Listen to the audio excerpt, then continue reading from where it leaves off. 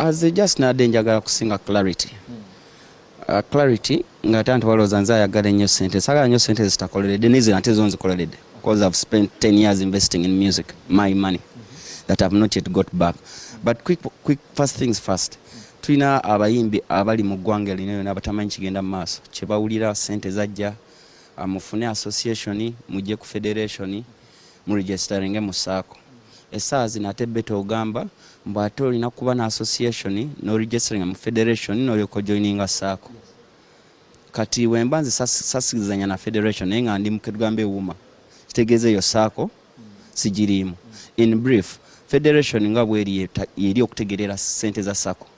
So bw'oba toli friends na mu SACCO ya federation and friends, you may not get this money. Where does it leave the artists?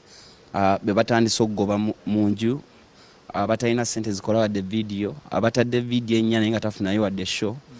Kino ekintu ate tukijje ku bayimbi abali mu Central bokka. Kwangula n'aba Central abato bonna bagamba sibimanyi. Baruzi, Banooni, Balyamu, obuuza abayimbi Bapanda. Ng'ogyeko bino ebifaananyiriza ebirabikira mu parliament biki. Looks akakuni tekalina ssente era zaabwe. Makona, first of all, I'm a music manager who has managed an artist for 10 years plus. In those 10 years, I put money in Ruse, I put money in Hayes, I put money in Shamike. All that was my money. Now I'm standing for them. Abalala sijja boogera batya Mr. President.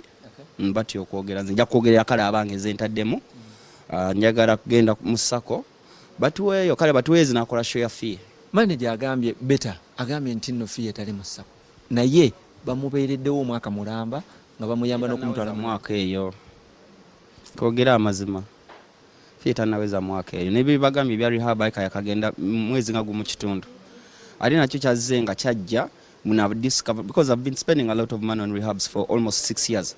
So muntu wajja nagamba government yatugambye waliwo rehab wano olwaki tetumutwala. Mbagamba nze kambalagirire wali. But bwawe balooza abamenya. Fee yakulira mu Kereziya Apostle Grace yatuwa rehab.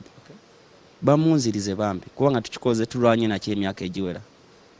Atatuyamba edi atuyambe. Nanti yesse muyimbi talina kyalina kufuna ku bintu by'abayimbi. Nzo fee yogenda ku federation first things first yali yenga yete yakirimu nnyo. Nene mugamba you need an environment ng'olina abayimbi bano boolaba. Wake up, get motivated. Atali close ne Shiba and Lillian. So I thought kubanga na yali afunye emikwana emirala.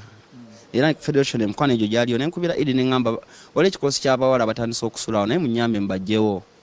Kuba baaliwo wiiki nga 2 era munange omuyambi talina kye yakola. Paka nze bwe najja nengamba fee bagambe mami yabagambye baveewo. But obadde following up ku fee kuva yagenda mu federation.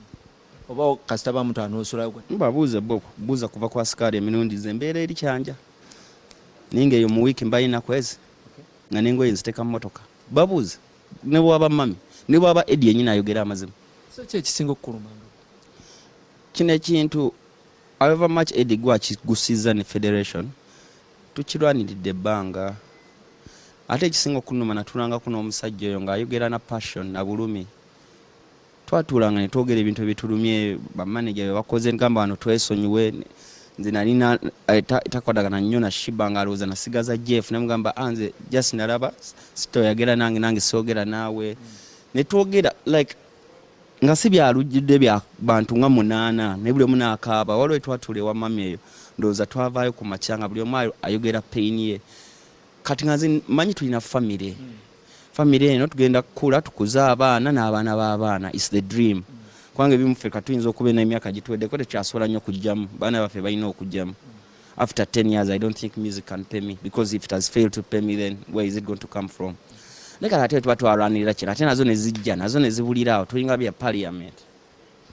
Okuba ntino tofunye ku ssente zino ate n'abayimbi bo. Sikyazaagala. Sente tukyazaagala. Sikyayagala. Lwaki?